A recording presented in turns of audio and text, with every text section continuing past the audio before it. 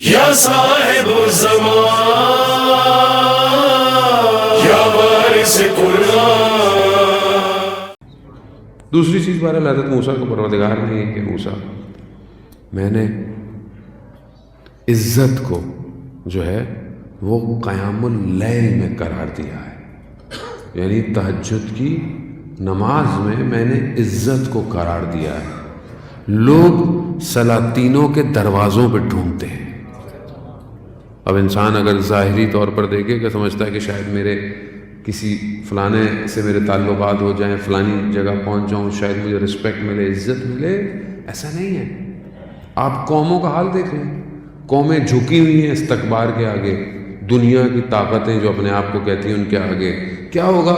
ہمیں عزت ملے گی۔ عزت تھوڑی ہے، عزت تو خدا کے ہاتھ میں ہے، خدا جسے چاہے دے۔ اب خدا وہ ہے کہ خدا اگر چاہے کسی کو عطا کرنا، حدیث ہے، اور پوری دنیا اسے حاصل نہ کرنے دے مگر خدا پھر بھی اسے عطا کرتا ہے، اور اگر پوری دنیا کسی کو کچھ دینا چاہے اور خدا نہ چاہے تو کوئی کچھ نہیں دے سکتا۔ عزت اسی کے ہاتھ میں۔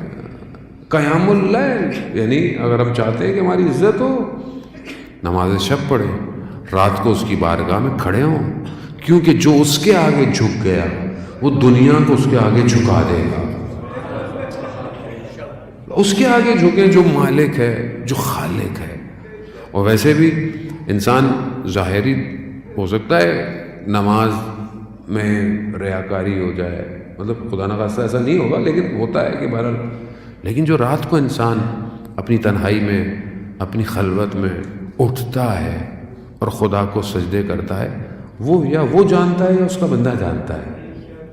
یہ بہت ضروری ہے، اور خاص طور پہ جوانوں کے لیے بہت ضروری ہے۔ آج کل کا جوان جو چاہتا ہے کہ میں دنیا میں بھی کامیاب ہوں، میں آخرت میں بھی کامیاب ہوں، اسے چاہیے کہ اپنی جوانی ہی سے نماز شب کی عادت ڈالے، تہجد کی عادت ڈالے۔ کیونکہ بہرحال ہم تو سنتے رہتے یہی تھے کہ بڑے بزرگ تہجد پڑھتے ہیں کیونکہ آپشن کم رہ گیا ہے زندگی میں، تو چلو تہجد ہی پڑھ لیں، لیکن ایسا نہیں ہے۔ عبادت کی لذت جوانی میں ہے۔ کیوں؟ کیونکہ اس وقت کئی اور لذتیں موجود ہوتی ہیں، اور اگر آپ ان لذتوں کو ترک کر کر خدا کی بارگاہ میں سجدہ ریز ہوں، اس سے بڑی لذت کوئی نہیں ہے۔ یہی لذت آپ کے وجود کو پاک کرتی ہے۔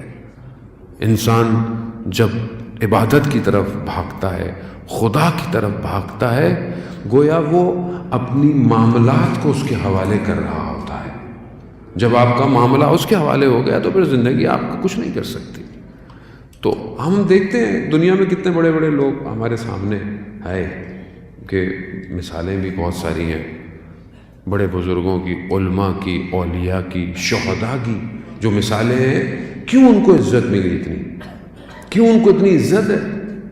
امام خمینی جیسی شخصیت کیا آپ دیکھیں کہ کتنا ان کے مقابلے میں اس زمانے میں آئے۔ گورباچوف کو جب انہوں نے لیٹر لکھا اور بھیجا تو اس نے اپنے خاص آدمی کو، جو اس کا سیکنڈ تھا، اس کے ذریعے لیٹر بھیجوایا امام خمینی کو۔ امام خمینی نے کہتے ہیں 5 منٹ لگائے پڑھنے میں اور ختم کیا، اور کہا کہ میں اس کے لیے عالم غیب سے کچھ دروازہ کھولنا چاہتا تھا، اسے چاہیے میرے خط کو دوبارہ پڑھے، اور پھر اٹھ گئے، بات نہیں کی۔ وہ یہ سمجھا کہ شاید سیاسی طور پر، پولیٹیکل طور پر رشیا ساتھ دے، مگر انہوں نے نہیں کہا۔ امام نے کہا کہ جس کمیونزم کی تم بات کرتے ہو یہ ایک تاریخی بات بن جائے گی، اور یہی ہوا۔ کیوں جھک نہیں پائے لوگ؟ ایسا شخص کسی کے آگے جھک نہیں پایا۔ کیوں پایا؟ کیونکہ تہجد کی نماز میں ان کا بیٹا بیان کرتا ہے کہ ایک مہمان ہمارے گھر پہ آیا، اور رات کو کیونکہ اکیلا سونا مکروہ ہے مہمان کا، تو بابا نے کہا کہ ساتھ سو، تو وہ رات کو اٹھ گیا، کہتا ہے کہ آپ کے یہاں کسی کا انتقال ہو گیا ہے، بہت گریا ہو رہا ہے رات کو۔ تو کہا نہیں، کہا تو اتنا گریا کیسا ہے؟ کہا یہ تو بابا ہیں، ہر روز رات کو نماز شب میں گریا کرتے ہیں۔ اتنا گریا، یعنی کیوں؟ جب خدا کی بارگاہ میں گریا ہے تو دن میں خدا نے ساری حکومتوں کو جھکا دیا. یہ ہمارے دور کی مثال ہے. قاسم سلیمانی دنیا پوری طاقتیں اس سے گھبرا گئی, ابھی بھی گھبراتی ہیں اس سے. اس کی تصویر لگائیں فیس بک بند ہو جاتا ہے, تصویر سے بھی گھبرا رہے ہیں. تو کیا کرے گا آپ, تصویر کیا کرے گی؟ نہیں, گھبراہٹ ہے. کیوں؟ کیونکہ تہجد کی نماز خدا کی بارگاہ میں. کیوں؟ کیونکہ مالک وہی ہے. مولائی یا مولا انت المولا انا العبد وحجر العبد الا المولا. تو خالق ہے, تو مالک ہے, میں تیرا بندہ ہوں. تو رحم نہیں کرے گا اپنے بندے کے اوپر. یہ ضروری ہے عزیزان محترم.